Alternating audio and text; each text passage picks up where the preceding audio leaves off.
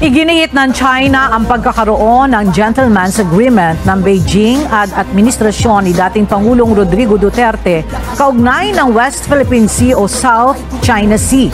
Batay kay Chinese Foreign Ministry spokesperson Mao Ning, tumindi ang tensyon sa West Philippine Sea, partikular na sa Ayungin Shoal na tinatawag nitong Renaijiao dahil sa anyay pagtanggi ng Pilipinas na alisin ang nakasadsad na BRP Sierra Madre.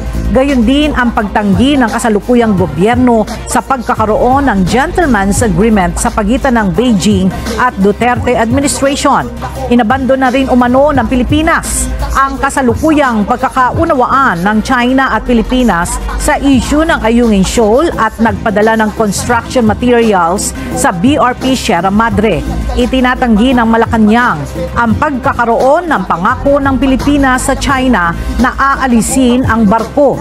Ayon kay Pangulong Bongbong Marcos Jr., nangingilabot siya sa umano'y gentleman's agreement na pinasok ni dating Pangulong Duterte sa China kaugnay ng BRP Sierra Madre sa Ayungin Shoal.